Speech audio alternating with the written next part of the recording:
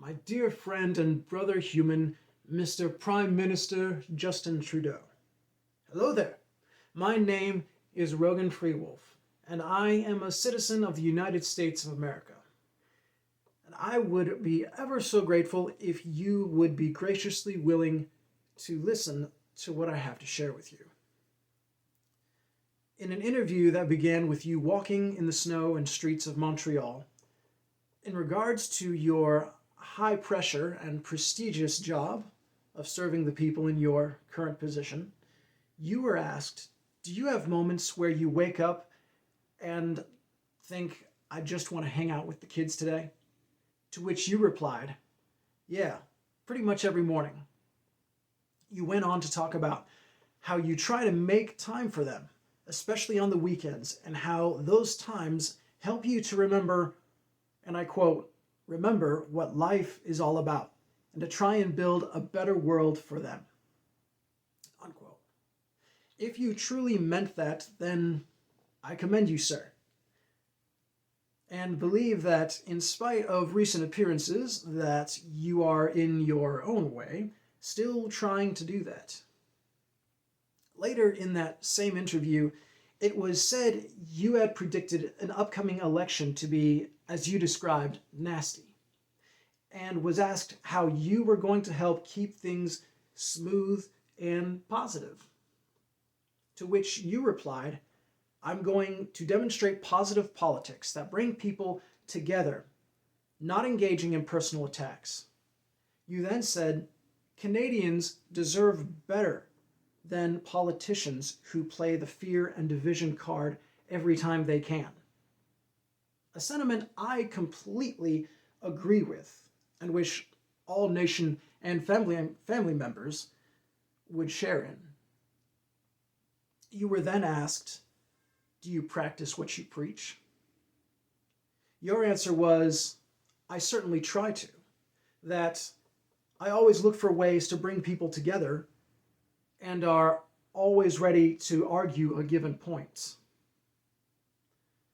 Those were some excellent and highly commendable words, Mr. Trudeau. I hope you meant them when you were speaking them. And I believe there was a time when you truly did. Even if you had alternative or additional reasons, I know you felt the power of love in uniting your people when you joined in celebrating the Pride Parade of 2017. But the people of Canada, of America, and all the rest of the world can clearly see, despite the propaganda-funded news media saying otherwise, that instead of bringing people together through listening and discussing a certain point, you've been doing the opposite. Instead of demonstrating positive politics and not engaging in personal attacks, you have called the protesters of the Freedom Convoy slanderous and hurtful accusations without providing any real evidence, and have targeted and arrested the Canadian citizens of the Freedom Convoy who only wanted you to sit down and talk with them and discuss their given points, just as you once claimed were willing to do. Furthermore, you have extended your personal attacks to your next door neighbors by threatening to sue every American citizen who donates to the peaceful protesters of your country. And honestly, that wasn't very Canadian of you, sir. I know because I have been to your beautiful country many times. As a child, when my preacher father was invited by church friends to visit, as well as an adult when I had the honor of dating a beautiful Canadian single mother for a couple years.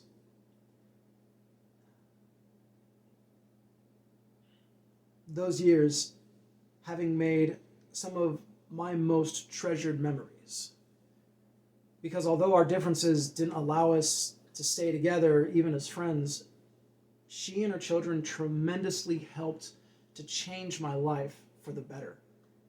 And they are a big part of why I was able to learn to properly love myself, why I'm able to love every person I meet,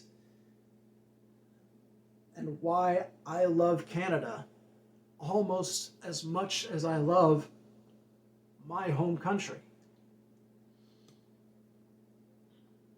And also a little because of your guys' poutine dish. You and I know there is nothing in the world quite like being in the presence of some delicious food and an amazing family that loves you. Especially when you have a mother that can cook as well as she does love her family. Because that's what home feels like, doesn't it?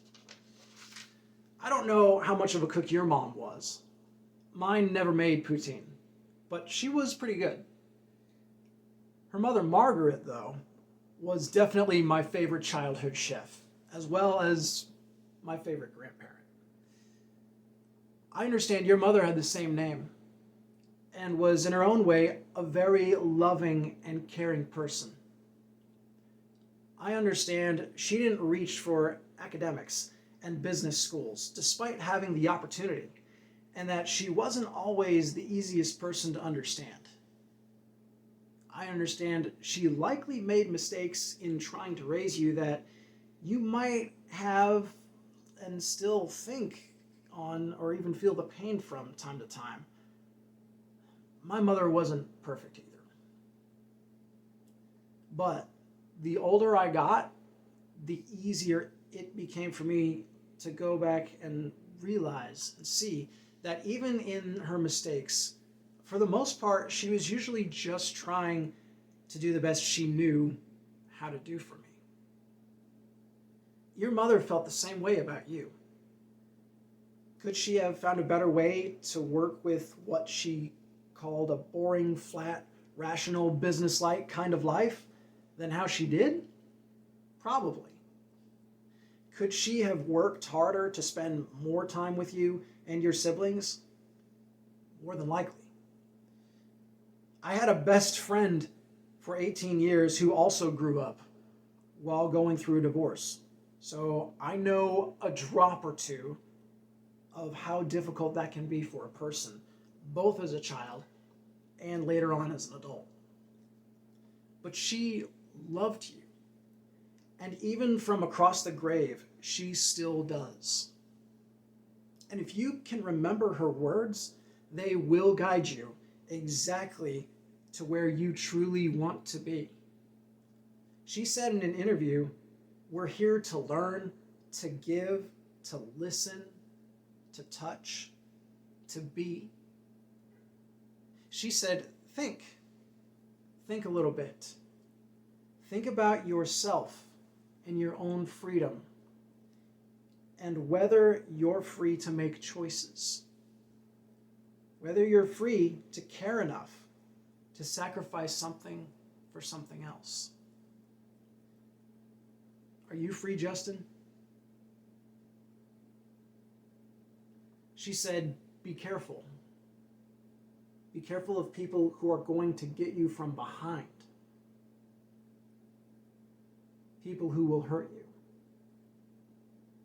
The world has watched you make some strange choices of friends.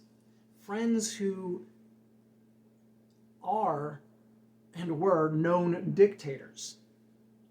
Friends who rounded up and shot their own citizens and who've repeatedly in the past imprisoned citizens in work camps just for being gay. What exactly makes you think, Mr. Trudeau, that the instant you disagree with or those so-called friends discover something about you they don't approve of, what makes you think they won't do to you what they've done to their own people? I understand the need to make compromises. Your mother did too. She said everyone has to make compromises, but don't make them too often, please. And don't make big compromises, please. They're not worth it in the end. You've made a lot of big compromises, sir. A lot of big compromises, to your own words.